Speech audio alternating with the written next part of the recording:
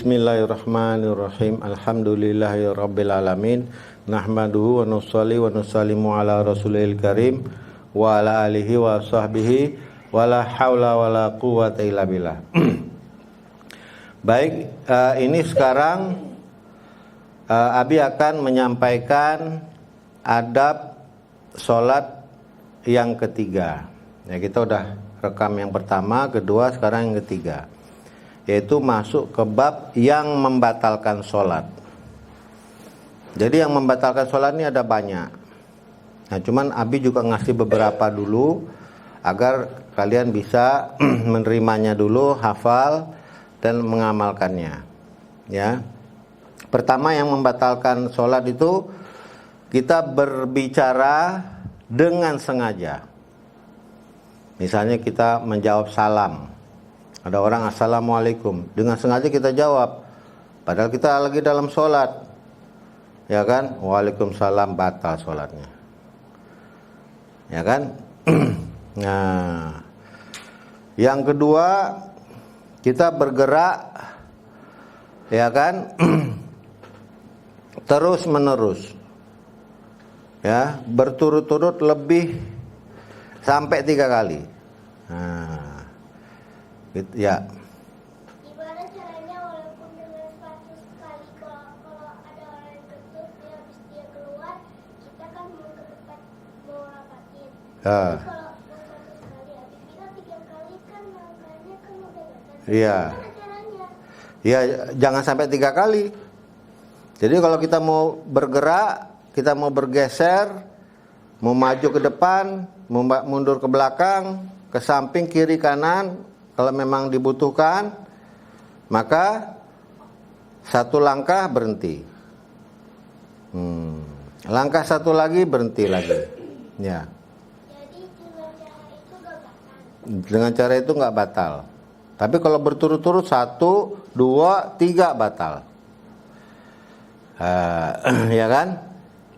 Misalnya juga kita mau baca Quran di dalam sholat misalnya. Misalnya ini Quran nih, ada dalam kantong, ya kan? Bisa saja kita mau keluarin ini, cuma jangan 1, 2, 3. Itu batal dah. Caranya gimana? 1 berhenti, 2 berhenti, 3, 4. Sampai 100 pun, kalau sekali gerak berhenti, sekali gerak berhenti, itu nggak apa-apa. Ya, itu nggak dianggap banyak bergerak. Yang dianggap banyak bergerak kalau berturut-turut. Ya, 1, 2, 3 tanpa berhenti. Nah, itu batal. Jelas ya? Terus berikutnya kita berhadas. Ya kan? Kita apa? Berhadas. Baik ya, hadas kecil ataupun hadas besar. Keluar dari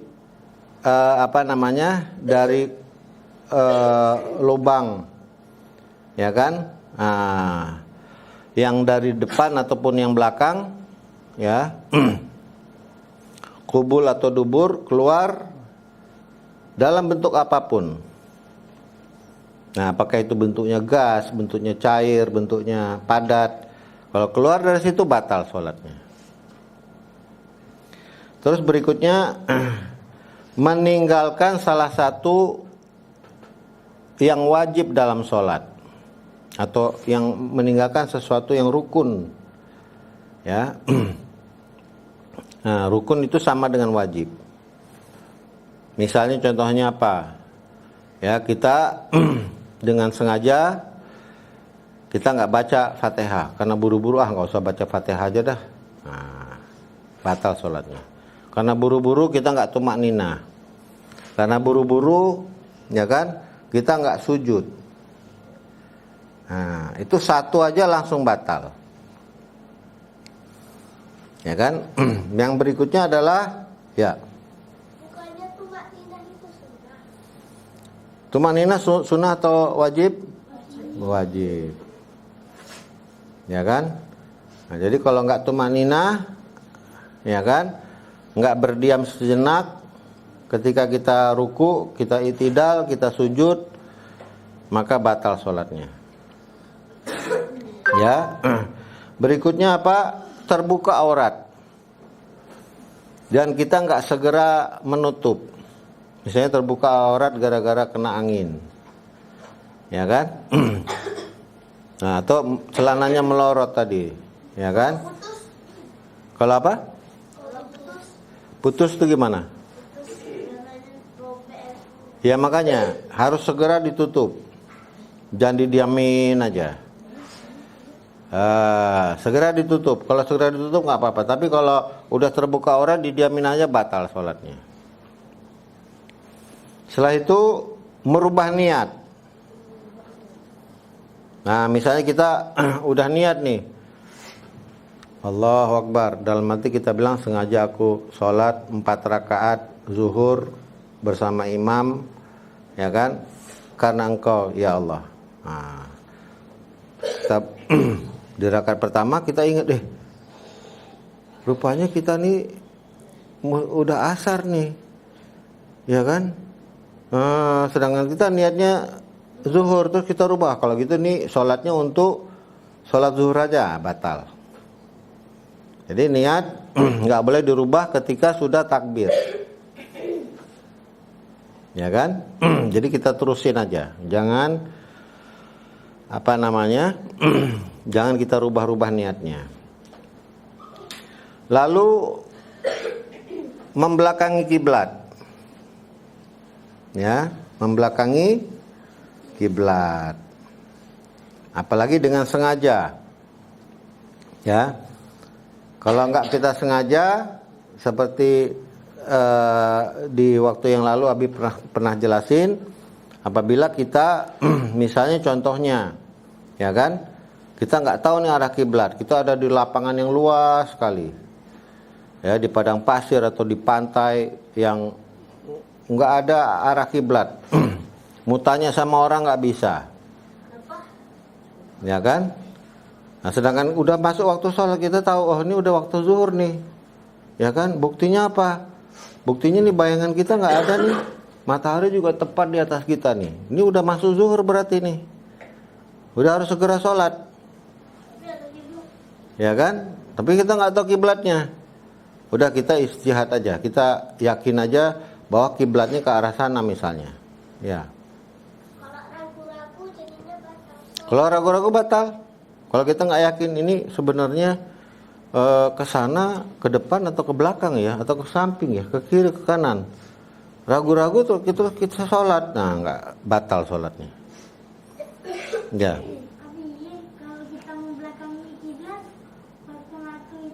Ya kan, makanya kalau kita membelakangi kiblat dengan sengaja batal.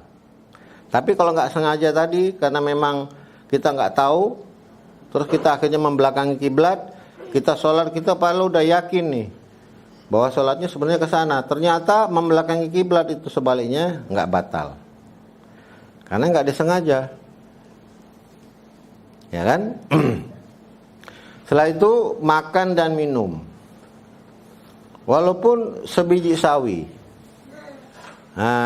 walaupun sebutir biji sawi, ada sisa makanan dalam mulut kita. Kita lupa tadi waktu wudhu nggak kumur-kumur, masih ada sisa permen. Nah, ada sisa makanan dalam sholat. Kok ada sisa makanan? Nah, terus kita telan, maka batal sholatnya, ya kan? Jadi caranya gimana? Kita keluarin aja, ya.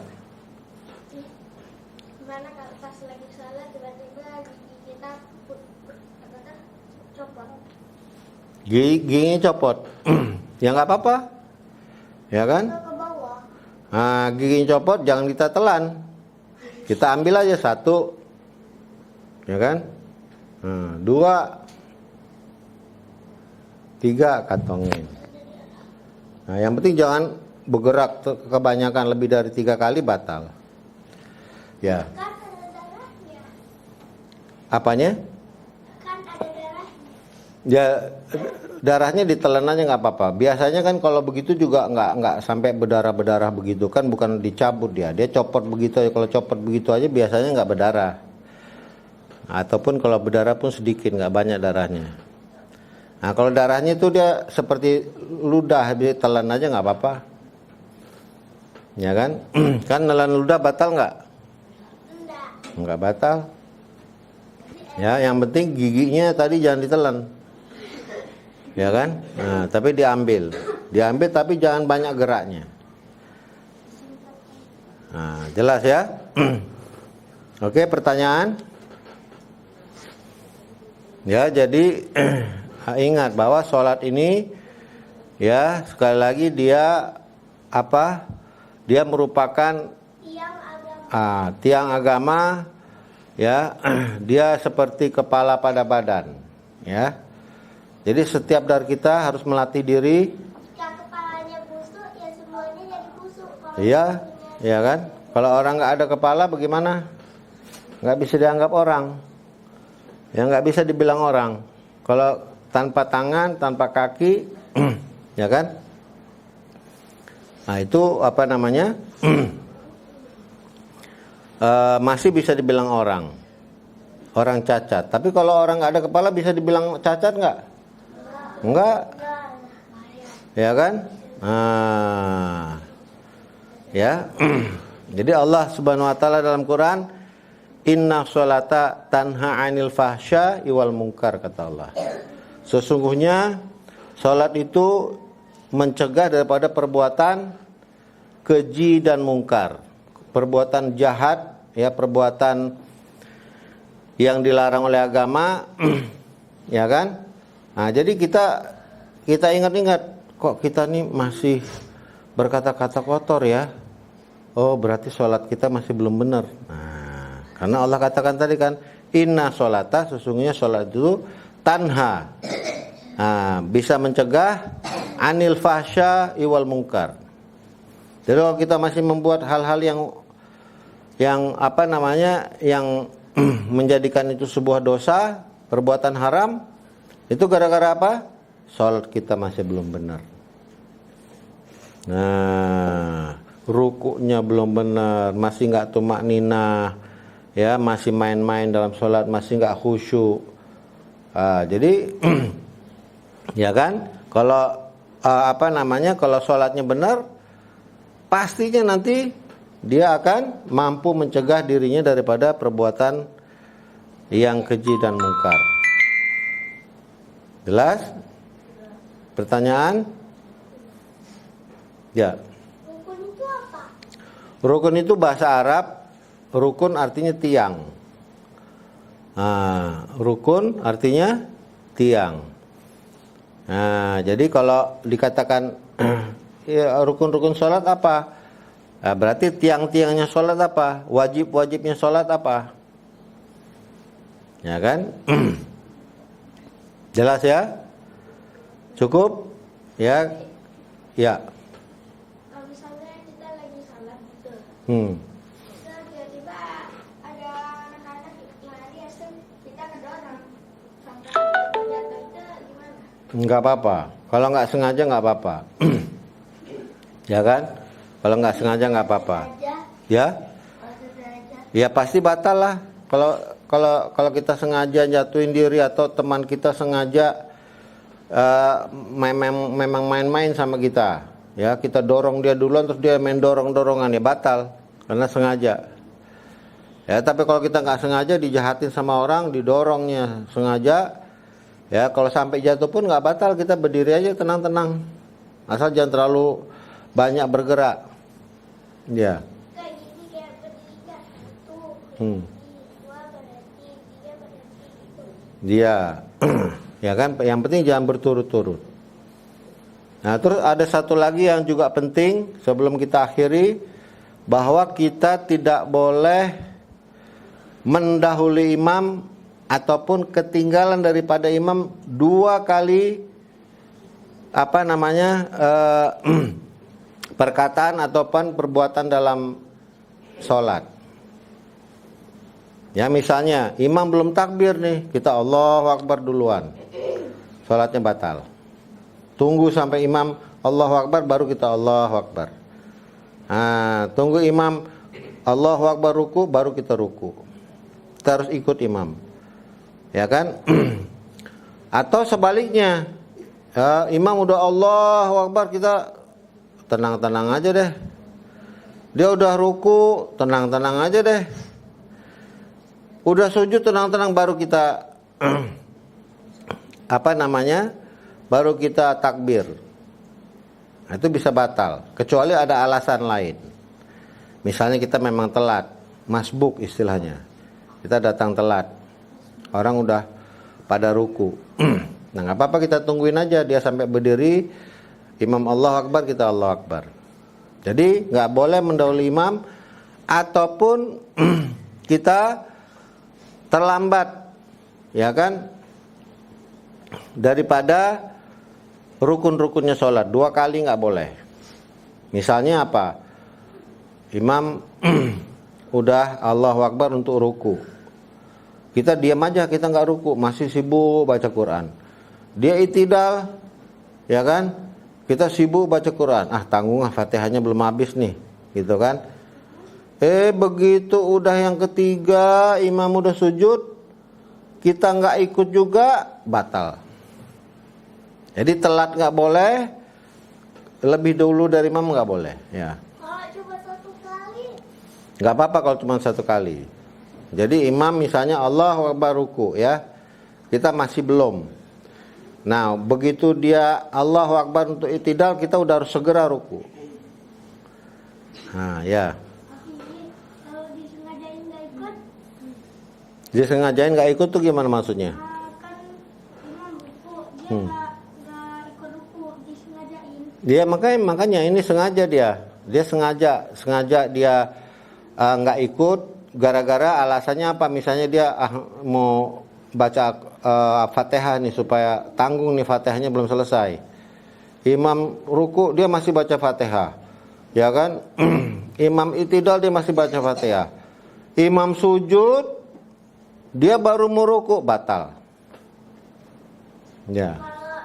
Berarti kalau imamnya misalnya dia hafal Al-Quran, itu dia udah nunggu imamnya, tapi dia baca Al-Fatihahnya belum, jadinya Nggak apa-apa. Kalau yang kan sudah dibaca sama imam, imam sudah baca Fatihah, itulah perlunya ada imam. Makanya kalau kita sholat kita masih belum bisa khusyuk sholat, ya kan? Lebih baik ikut imam aja. Fatihah kita belum benar misalnya, ya, tajwidnya belum benar, belum hafal Fatihah, udah ikut imam aja nggak apa-apa. Walaupun kita nggak baca Fatihah ataupun nggak sempurna Fatihah, kan udah dibaca sama imam Fatihahnya. Jadi begitu imam Allahu Akbar, kita harus langsung ikut. Jangan tunggu-tunggu lagi. Tunggulah, tanggunglah. Fatihahnya mau saya habisin nih. Nggak boleh. Ya kan? Jelas ya? Jadi sebenarnya masih banyak lagi yang membatalkan. Ya kan? Ya. Tapi kita akhirin dulu karena ini nggak boleh lebih dari 10 menit. Kita tutup dengan doa kifarat majelis. Subhanallahi wa bihamdi, subhanaka Allahumma wa bihamdika asyhadu an la ilaha illa anta astaghfiruka wa atubu ilaik. Jazakallahu khair.